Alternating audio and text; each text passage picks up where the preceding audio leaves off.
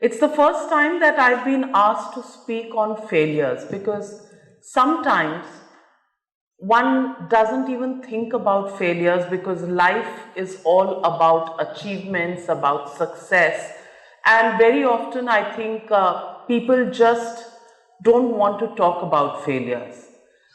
I think it's a very, very great topic to talk about, because if you can look your failure in the eye, then success is not far behind. Because if you look at your failure and address it, recognize it, then you can find the solutions on how to get over your failure to move on the path to success. So I've been very challenged to hear about this particular topic, and I just want to give you two examples of failures, because failures are never single failures. They come sometimes in two, sometimes in four, sometimes in dozens. And I think we should not shy away from our failures. So let me tell you about my personal experience with the professional space and failures that I met with. I started my job straight out of college, and at that time, you have dreams in your mind that, oh, today you're this, and day after tomorrow, you're going to be right there at the pinnacle of whichever profession one is in. And that's the dream that I walked into journalism with. Fresh out of college, no course in journalism, just a master's degree in economics, and I thought I would change the world. And I started with business reporting. And business reporting, it's very staid, it's very calm, it's very good in terms of timing, but it wasn't giving me the pulsating excitement that I was looking for. And then it just so happened that 2 years after I joined this, and I joined 30 years ago, so you can imagine there were pressures, get married. And I got married, had a baby, and I quit my profession. And when I quit, I thought I was doing it to bring up my child, and it's okay, people do it. But when you quit and you sit at home, you begin to realize that you're a failure, because people who started their profession with you have raced ahead. You've stopped in time. Your time is just there, and you aren't moving anywhere. You're just there. Yes, you're doing a very important job as a mother, but as far as a professional side of our personality is concerned, everything is at a standstill. And I stayed that way for about 3 years, 3.5 years. And then I wanted to make a comeback. And making a comeback is very difficult, because I went from one newspaper to another. At that time, newspapers were the way things functioned. There was no digital, there was no television, there was only Doordarshan. So I knocked on the doors of every single newspaper on Bahadur Shah Zafar Marg, from Financial Express, Indian Express, Times of India, Economic Times, Pioneer, whatever was there on that street, I went there, knocked on the doors, and everybody looked at my CV and said, oh, you have only 2 years experience, and that was 3.5 years ago. So you're not a serious person as far as your profession is concerned. So we don't have a vacancy, and we don't waste our vacancies on people who are not serious about their profession. The same people who then sat back and watched me grow. And I say this with some degree of humility, because it didn't come easy. I got a break. I went and joined the Indian Express, and I started working. And I remember when I started working, the first story that came my way was on the day there was a senior ex-telecom minister who had been raided, and the telecom scan was tumbling out of the cupboards. And I'm talking about 1995. And I was told, okay, this is your big break that you've been waiting for. Now go get a story that will make it to the front page of the Indian Express. And I went, and I had gone to that ministry for the first time. But when I came back in the evening after spending some 6 hours in the ministry, I really did have that quality of a story because I spent my time pushing my way through. I knew nobody, but I had faith in myself and I said, I'm going to do it. And the only thing I kept telling myself while I was driving to that ministry, while I was going up and down in the lift to meet people, just wandering around the corridors, 13 floors of that building called Sanchar Bhavan. And I kept telling myself, Navika, you can do it. You can do it. You have to do it because you don't have an option. So that's what I told myself, and when I came back in the evening, I had that story in my pocket. I don't know how many of you will remember, I don't know how many of you were born then, but I came back with the person who was actually instrumental in this whole scam as the kingpin. And then this lady officer was arrested the next day after my story. And then I told myself, so what if nobody notices you? So what if it's the first story of its kind that you've done? People are used to seeing this, they won't acknowledge you or they won't celebrate you. But a new star is born. Tell yourself that. And that's what I told myself. So there are problems, there are failures, there are many failures, and especially when you go knocking on doors and are rejected for jobs because people without giving you an opportunity tell you that you are a failure, you can't come in, you're not serious. So you have to just have faith in yourself. And you don't have to look outside because as the old, I don't know if you've been a generation that has seen the old Onida ad, owner's pride, neighbor's enemy. So everybody is envious of what is being achieved by their neighbor. But we don't have enough owner's pride. And that is what we have to look within.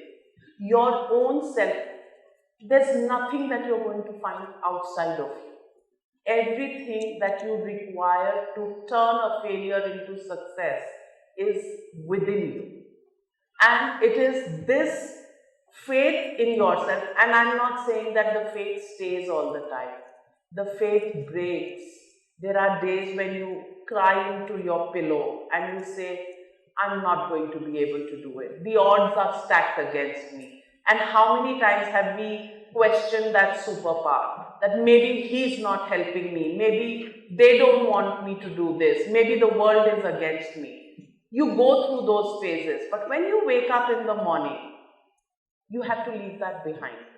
Don't carry your baggage on your shoulders, because when you're carrying baggage on your shoulders, the going up the hill gets tough. So keep yourself light, keep yourself nimble, keep yourself just going forward, looking at where you're going. And many of us will not reach the top. It's all right. Anything that is above ground level is good. So don't kill yourself because you haven't made it to the top. But the way I have struggled, I've seen that if you're sincere, if you're hardworking, and if you keep, the faith which breaks and then you sort of rebuild it and keep rebuilding it again and again and again, you can do it. And when you do it, celebrate it with yourself. What you celebrate with the others will always have walls, will always have some pretensions. So celebrate it with yourself. So when I do something, you know what I do? I just go into my room and say, yes, I can do it. And that feeling gives me the strength to take the next challenge. And that's not something you can share with anybody. You can't tell your best friend, your husband, your brother, your sister, your mother, your father, this thing that you yourself thought of, and when you achieve it or close to achieving it, you just have to pat your own back and say, yes, I can do it. And that's the way, small step, one step at a time, and you have to do it. And sometimes some people take 5 steps, to reach the pinnacle. Some people take longer.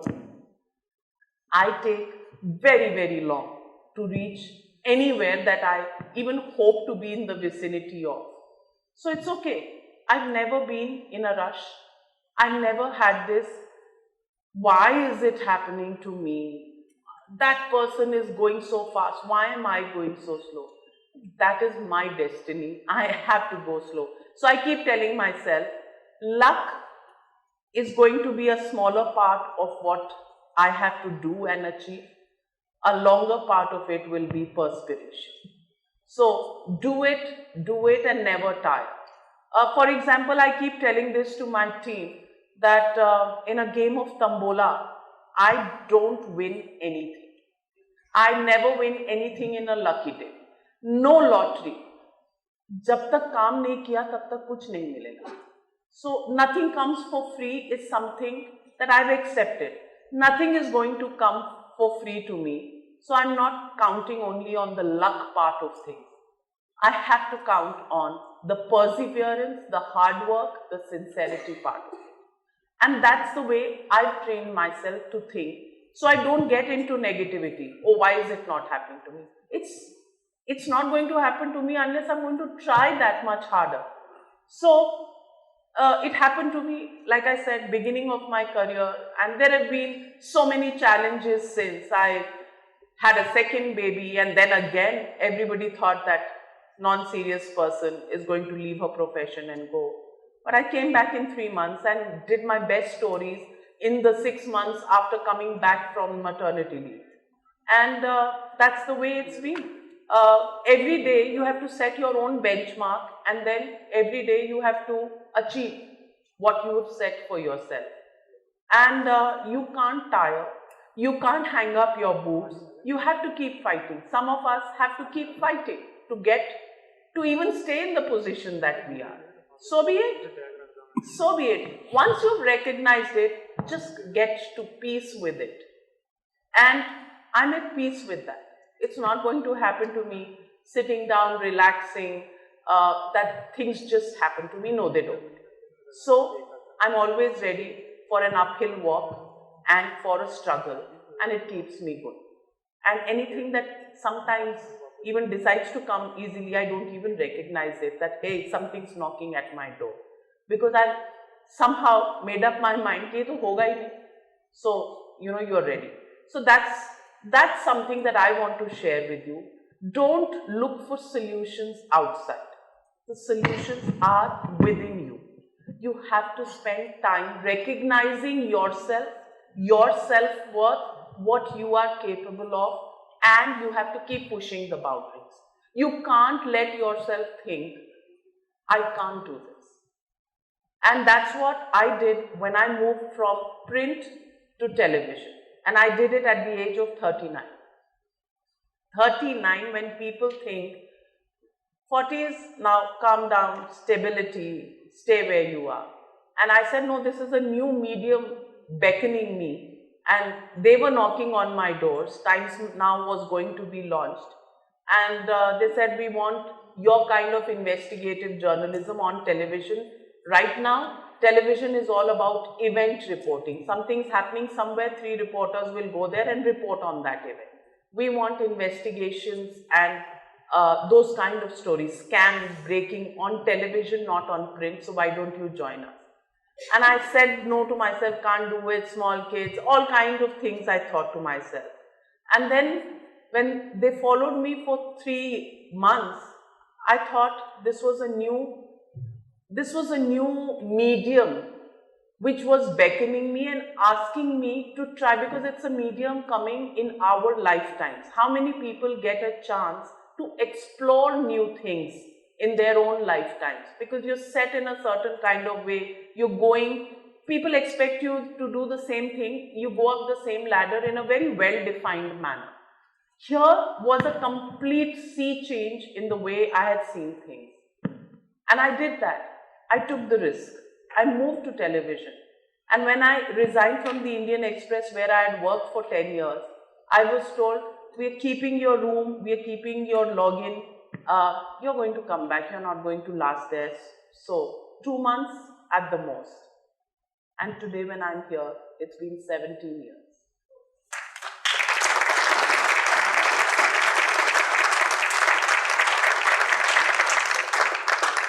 17 years, I didn't know the T of television. I'm not even a trained journalist. I only know that I recognize news, and I only know that I have a way of finding a story where nobody's eyes go. So there have been many stories since then. I've done one story which was against the 26 judges of the Supreme Court, because NTNL had put an antenna on the Supreme Court building, and in return for that, judges had been given free cellular phones, MTNL phones. This was in the year 2000. And I found that document where the justification had been made that we are putting it there, so let's offer this, and it will be good marketing activity for MTNL. And I picked up that story. I went to my editor, and my editor absolutely freaked out. And he said, contempt of court, have you heard something about contempt of court? So I said, but this is a legitimate story. So he says, legitimate story against one judge, I could have, found the nerve to do it. Here, the entire Supreme Court you are talking about, and we had the numbers of the phones which had been given. And I'm talking about the year 2000 when calls were at some 13, 14 rupees per minute. That's the time I'm talking about. And I said, no, this is a story. And my editor sat on it for 2 weeks because he was flummoxed, because he had to give me an answer. This timing is really ticking, so I'm going to hurry up and tell you the story. So he said, what do we do? And this story was written down and sent to Fali Nariman. And Fali Nariman was the legal, the word actually bowed before. And he told us it was a legitimate story to do. And there was no business of contempt. And if there was, then for truth, so be it. And we went and we printed that story, and the headline read, "Hello, Your Lordship." And the day that story was printed, all 26 phones were returned, and the judges said they didn't know that there was some quid pro quo. So, as I said, you have to push the boundary, and since then, the Commonwealth Games, the 2G scam, the Antariksh Deva scam, they've happened at regular intervals, the number of stories one has done. And today I stand before you, came from a small town in Bihar, erstwhile Bihar, didn't know how to compete with people who were from public schools and schools abroad and colleges abroad, from a very middle class family, convent school, public sector upbringing, and came, competed with the best, and I'm here. And today, at least I can say this much, that self-made with just the blessings of my parents and the support of my family, but giving everybody a run for their money. So, be that. Look within, and even if you don't reach the top, just be standing there to be counted and to be noticed, because you can do it. Those are the words only to remember. I can do it. That's all there is.